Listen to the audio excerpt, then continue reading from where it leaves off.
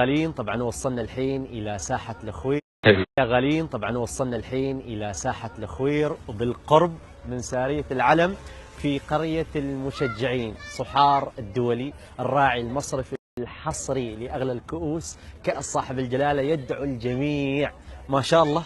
بعد شوية راح تنطلق فعاليات المسرح في سحوبات وجوائز قيمة، بالإضافة إلى العروض اللي بتحصلونها على امتداد هذه القرية.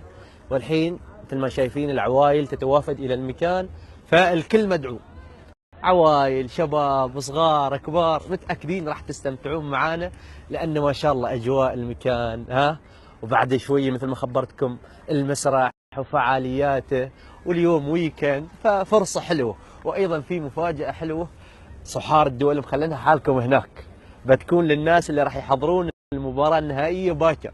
أنا عم أروح الحين أصور عشان تضبطون أموركم ويمديكم تجهزون الوضع وتخبرون الأهل والربع، لأن ما تعلم يمكن تكون أنت سعيد الحظ غدا اللي تشوفني. صحار الدول يقول لك شجع واربح. إن شاء الله غدا ننتظركم في مجمع بوشر في المباراة النهائية لأغلى الكؤوس كأس صاحب بالجلالة، ومع الاستمتاع بالفعاليات والأنشطة والأجواء الحلوة اللي بتكون هناك. صحار الدولي مقدم سيارة بتكون من نصيب مشجع، فما تعرف يمكن تكون أنت سعيد الحظ اللي راح تكون هذه السيارة من نصيبه، فلا تفوتك الفرصة.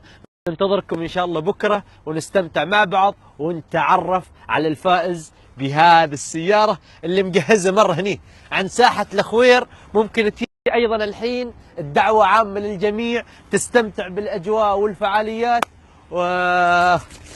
يا رب يا رب أنت اللي تشوفني باكر تكون هذه السيارة من نصيبك.